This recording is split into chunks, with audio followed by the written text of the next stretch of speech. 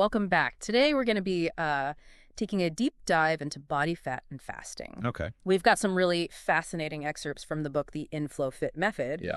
And, it's interesting to think about how our ancestors relied on stored fat to survive, when times were tough. Right. But today we kind of view it as the enemy, right? So we're going to explore that kind of contradiction and hopefully uncover some surprising facts along the way. Yeah, you're absolutely right. It is kind of a contradiction, isn't it? I mean, from like an evolutionary perspective, storing fat was essential for survival. Right. When food was scarce, our ancestors relied on those reserves to keep them going.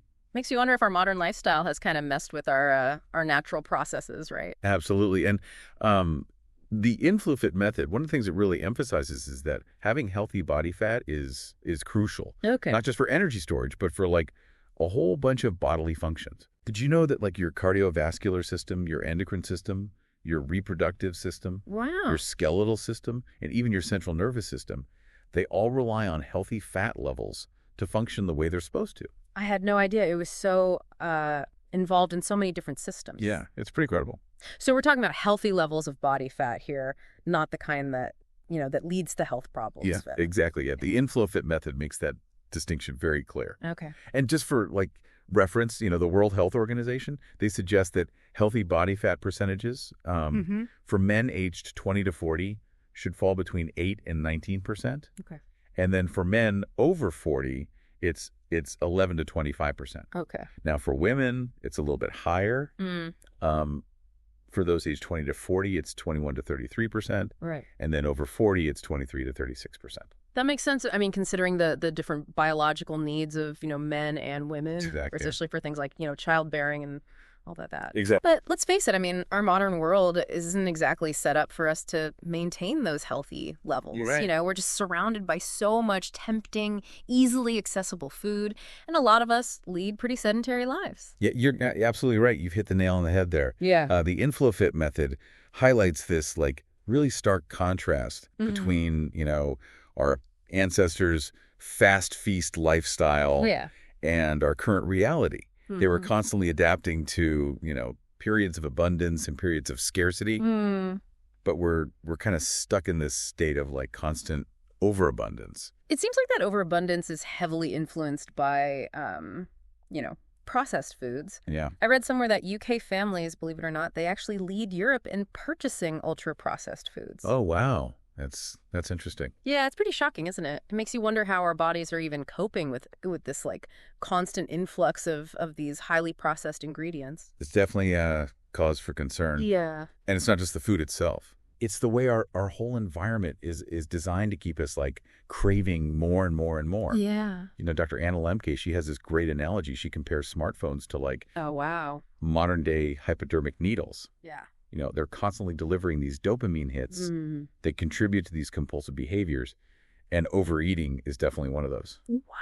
So it's like we're constantly being bombarded with all this stimuli that makes it harder to resist those cravings. So it's not just about willpower then, it's about like navigating a world that's actively working against our natural impulses, right? Really? Okay, so how do we break free from this cycle? How do we restore that balance? Wow. The Inflow Fit method points to fasting as a potential solution. Right. But I have to admit, I'm a bit skeptical. I mean, is it really just about not eating for a while? Well, fasting is definitely more nuanced than just skipping meals. Okay. It's about tapping into our body's innate ability to, switch between using glucose for energy and burning stored fat. And this ability is known as metabolic flexibility. So it's like our body has these two fuel tanks, right? We've got the glucose and the fat, and we need to be able to use both efficiently. Exactly. But if we're constantly like topping up that glucose tank with frequent meals and processed foods, our body gets lazy and forgets how to use the fat reserves, right? Precisely. And that's where fasting comes in. Okay. But by strategically abstaining from food, we kind of force our body to tap into those fat reserves and regain that metabolic flexibility. It's like giving our metabolism a much needed workout. So instead of viewing it as deprivation, we can kind of reframe it as a way to retrain our bodies to use those fuel sources more efficiently. That's exactly. Yeah. Interesting. And there's a really great article from the Mayo Clinic from 2022. Okay. That supports this whole idea, with with experts like Dr. Biff F. Palmer and Dr. Deborah J. Clegg, okay, highlighting fasting as a way to restore that metabolic flexibility. And they mentioned other methods too, of course, like exercise and calorie restriction. Right. But fasting seems to be gaining recognition for this unique ability to kind of shift our metabolism. Okay, so this is all very interesting, but I still, the idea of fasting still feels kind of daunting. Sure. What exactly does it entail? I mean, what are the different approaches? Well, the Encyclopedia Britannica, they define fasting as abstaining from food or drink for various purposes. Okay. And, these purposes range from health and ritual to religion and ethics. Mm-hmm. And the methods and durations, they vary widely, which reflects its diverse applications. So it's not just about weight loss then? Right. I mean, what does science say about the broader health benefits of fasting? Well, you've got neuroscientist Mark Mattson. Okay. He spent over 20 years studying intermittent fasting. Wow. And his research at Johns Hopkins Medical School reveals that our bodies have actually evolved to handle periods without food. I mean, think about it. Our ancestors, they didn't have constant access to food like we do today. Right. Their bodies developed this remarkable resilience, adapting to periods of feast and famine. That's a good point. So we're basically hardwired for this. Okay, so we're hardwired for fasting. Yeah. But what are the actual benefits beyond weight loss? Well, Mattson's research indicates that fasting might actually protect against chronic diseases. Oh, wow. Like type 2 diabetes, heart disease, neurodegenerative disorders, like Alzheimer's, and even some cancers. Wait, hold on. Are you saying that fasting could potentially help prevent those conditions? Well, of course, more research is always being conducted, but the initial findings are certainly promising. That's amazing. You've also got Dr. Jason Fung, another leading expert on fasting. Okay. He sees it as a therapeutic tool for weight loss. And he argues that we naturally fast every night while we sleep. Oh, that's true. It's like a mini fast we're already doing. Yeah, without even realizing it. Exactly. Okay, you've definitely piqued my curiosity. Great. Now tell me more about these different fasting protocols. Right. What are our options, if we want to explore this further? Well, let's dive into those in part 2. All right, sounds good. Okay, so we're back and ready to explore those fasting protocols. I'm actually getting kind of excited about this, but yeah. I also want to make sure we approach this safely and realistically. Yeah, that's the perfect attitude to have. It's really important to remember that, fasting isn't for everyone. Right. And personalized guidance is really essential. Okay. Before you even think about trying it. Yeah. It's vital that you talk to your doctor, especially if you have any health concerns or you're taking any medications. Got it. Safety first, no diving in head first without, checking with a medical professional. Exactly. What else should we be considering before we even, dip our toes into the fasting pool, so to speak?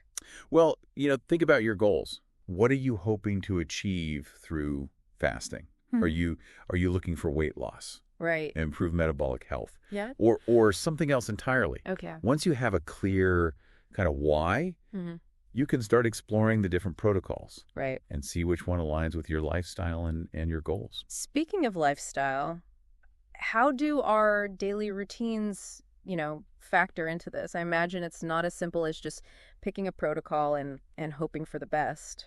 You're absolutely right. Yeah, your daily schedule, your activity levels, right, even your social commitments, they all play a huge role. Yeah. Some protocols might fit seamlessly into your life, right, while others could require a bit more adjustments.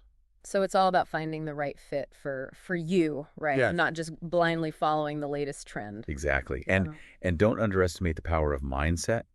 Oh, okay. Approaching fasting with a positive attitude. Right. Focusing on the potential benefits rather than the restrictions can make all the difference. It's like anything else, right? If you see it as a punishment, right, you're less likely to stick with it. But if you view it as a way to, nourish your body in a new and potentially beneficial way, it becomes more empowering. Exactly. I couldn't have said it better myself. Okay. And remember, it's a journey, not a race. Right. Start gradually, maybe with a shorter fasting window. Okay. And pay attention to how your body responds. Yeah, it's like easing into a new exercise routine. You wouldn't go from couch potato to marathon runner overnight. Exactly, yeah. All right, so we've got the prep work down. We're approaching it with, a positive, realistic mindset. Right. Now let's talk about the actual eating part. Okay. Are there any specific guidelines for what we should be eating during those, non-fasting periods? Well, this is where those, healthy eating habits really come into play. Okay. Focus on nutrient-dense whole foods that will give you sustained energy and support your overall health. So load up on the fruits, veggies, lean protein, healthy fats. That's the idea. Sounds pretty delicious to me. And be mindful of portion sizes, even during your eating windows. Okay. Fasting isn't like a free pass to overindulge. Right. It's about finding that balance that works for your body. Balance, the key to everything, right? Yeah, pretty much. Oh, and we can't forget about hydration. Of course. I imagine drinking plenty of water throughout this whole process is essential. You're absolutely right. Water is crucial. Okay. But you can also, enjoy herbal teas or other unsweetened beverages to stay hydrated. Okay, so we've talked about the prep work, the importance of healthy eating, during those eating windows. Right. Staying hydrated. Yeah. But let's be honest, fasting can be tough, especially at first. Yeah. Any tips for dealing with those hunger pangs and potential side effects? Willpower can only get you so far. This is where those mindset strategies we talked about earlier really come in handy. Remind yourself why you're doing this. Mm-hmm. Visualize those long-term benefits you're aiming for. Okay. It could be improved energy levels, better focus, or even just, feeling more in control of your health. So if you're feeling tempted to reach for that bag of chips, picture yourself waking up, feeling energized and ready to conquer the day thanks to your commitment to fasting. Exactly. I like it. And remember, distraction can be your best friend. Okay. Engage in activities you enjoy, spend time with loved ones, get lost in a good book, anything that helps to, take your mind off those rumbling tummy grumbles. I can definitely see how keeping busy would be a great strategy. Yeah. But what about those, common side effects like headaches or fatigue? Right. Are those normal or should we be concerned? You can be normal, especially in the beginning as your body is kind of adjusting. Yeah, okay. Electrolyte imbalances can contribute to these symptoms. Right. So make sure you're getting enough sodium, potassium, and magnesium. So maybe adding a pinch of sea salt to our food or sipping on some bone broth. I think those are definitely good options, but as always, it's best to, chat with your healthcare provider about any specific supplementation needs. Good point. We don't want to be, self-diagnosing or taking matters into our own hands. Exactly. Okay, let's shift gears a bit and talk about the mental aspect of fasting. Okay. I imagine it takes a certain level of, willpower and discipline to stick with it, especially when you're, surrounded by tempting food. Right. Any advice on how to stay motivated and avoid those cravings? It all circles back to having a clear why. Okay. Why are you doing this? Connect with those motivations. Visualize the positive changes you're seeking. Right. Surround yourself with a supportive environment, too. Okay. Tell your friends and family about your fasting journey. Yeah, having a cheer squad in your corner always makes things easier. But what about social situations? Those can be a little tricky, especially when, they often revolve around food. Right. How do you navigate those while fasting? Honesty and open communication are your best allies. Okay. Let your friends know that you're fasting. Right. Explain your reasons. Mm-hmm. Most people will be, understanding and supportive. Maybe suggest alternative activities that don't center around food. Right. A hike, a museum visit, a game night. The possibilities are endless. Love those ideas. And if someone tries to pressure you into eating, remember, it's okay to politely decline. Exactly. Your health is your priority. Absolutely. And setting those boundaries is a sign of self-respect. Beautifully said. Okay. Keep in mind that fasting doesn't have to be an all-or-nothing endeavor. Okay. If you find yourself in a situation where it feels too restrictive, it's perfectly okay to break your fast. Right. And adjust your schedule as needed. Mm-hmm. Flexibility is key. Life happens, and sometimes we need to adapt. The most important thing is to find a sustainable approach that works with your lifestyle, right? Absolutely. This is about long-term health goals, not short-term deprivation. This has been incredibly insightful. We've covered a lot of ground, from the science behind fasting to practical tips for incorporating it into our lives. Yeah. But there's still more to explore. You're right. In part 3, we'll take a closer look at the potential benefits of fasting. Okay. we'll debunk some common myths. Okay. And address any concerns you might have. All right. Sounds good. Stay tuned. All right. Welcome back for the final part of our deep dive into body fat and fasting.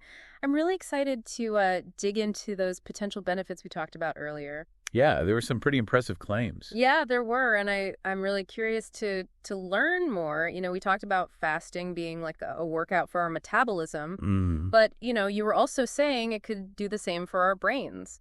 That's right, yeah. Research by Mark Mattson at Johns Hopkins suggests that fasting triggers this process called autophagy. Okay. Where your brain cells essentially clean house. They get rid of debris and become more efficient. So it's like a spring cleaning for our brains. Exactly. Yeah, I like that analogy. I like that. And it goes beyond just cleaning up. Okay. Fasting also seems to stimulate the production of something called BDNF, or brain-derived neurotrophic factor. BDNF, that sounds important. It is. But I have to admit, I'm not really familiar with it. What exactly does it do? Well, think of BDNF as a kind of fertilizer for your brain cells. Okay. It helps neurons grow and survive, which in turn boosts your brain's plasticity and improves learning and memory.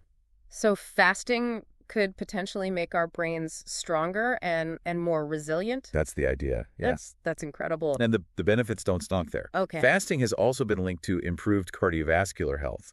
Studies show it can potentially reduce blood pressure, improve cholesterol levels, wow, and even lower inflammation throughout the body. That's huge. I mean, heart disease is such a widespread concern these days. Yeah, it is. So it's really exciting to think that something as simple as fasting could have such a positive impact. Right. What about the impact on our metabolism? Sure. I mean, we touched on that a bit earlier, but I'd love to hear more. Yeah, so fasting can improve your insulin sensitivity. Okay. Which is essential for regulating blood sugar levels and reducing the risk of developing type 2 diabetes. So it's not just about weight loss, it's about, improving how our bodies use energy on a fundamental level. Exactly. Yeah. Are there any other benefits we haven't covered yet? Well, there's evidence suggesting that fasting might boost your immune system.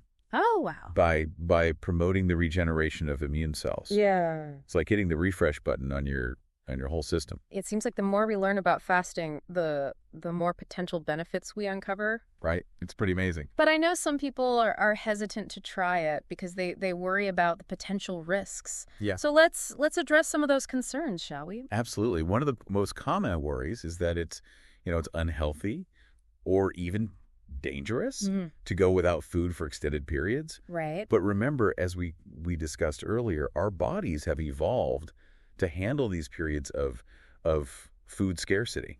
So it's not like we're doing something completely unnatural by fasting, right? Right. Our ancestors did it out of necessity. Right. And we're essentially just tapping into that ancient wisdom. Exactly. And when done safely and appropriately, with guidance from your doctor, right, fasting can be a really powerful tool for improving your health. Another concern I often hear is about muscle loss. Yeah. People worry that if they're not constantly eating, they'll just waste away. Right. That's a common misconception. Yeah. But fortunately, it's not true. Okay. Studies have shown that short-term fasting doesn't have a significant impact on muscle mass. In fact, some research even suggests that fasting might actually help preserve muscle by stimulating growth hormone production. So it's not about starving yourself. It's about, giving your body a break from digestion so it can focus on these other important processes, including muscle maintenance. Exactly. Okay, what about hunger? Right. A lot of people assume that fasting means, being constantly hungry and miserable. Yeah, that's a valid concern. Yeah. Hunger can be a really powerful force. And the idea of intentionally going without food can feel really daunting. Yeah, absolutely. It's true. But here's the interesting thing. A lot of people actually find that their hunger decreases after the initial adjustment period. Really? Yeah. Why is that? Well, when you fast, your body starts producing ketones, which are an alternative fuel source derived from stored fat. And ketones have this appetite suppressing effect, so you actually feel less hungry over time. So it's like flipping a metabolic switch, and your body adapts to using a different energy source. Exactly. Which in turn reduces those hunger signals. Exactly. And on top of that, A lot of people report feeling more energized and focused during their fasting periods. It sounds like it's not about deprivation then. It's about tapping into a different source of energy. Right. And potentially experiencing some positive mental shifts as well. That's a great way to put it. Yeah. And let's not forget that sense of control and mental clarity that a lot of people experience through fasting. It's almost like reclaiming your power over food and your body. Well said. Okay. Ultimately, finding the right approach to fasting is about self-discovery. Mm-hmm. It's not a one-size-fits-all solution. Right. This is important to experiment and find a protocol that you can sustain and enjoy. Just like any lifestyle change, it's a journey, not a destination. Exactly. And it sounds like the potential rewards are well worth the effort. I think so too. Remember, it's not about perfection. It's about progress. Mm-hmm. Every step you take towards prioritizing your health is a win. Well, listeners, we've reached the end of our deep dive into body fat and fasting. That's right. We've explored the evolutionary history, the science behind it, the potential benefits, and even addressed some of the common concerns. Hopefully you're feeling informed and empowered to make your own decisions about incorporating fasting into your life. And now we leave you with this final thought. Okay. Knowing what you now know about the history and potential benefits of fasting, how might you consider incorporating it into your own life, if at all? And what factors would you weigh in making that decision? Remember, knowledge is power, but it's the application of that knowledge that truly transforms our lives. So go forth, fellow deep divers, and explore the possibilities. Stay curious, stay informed, and keep diving deep into the mysteries of your own body. Until next time.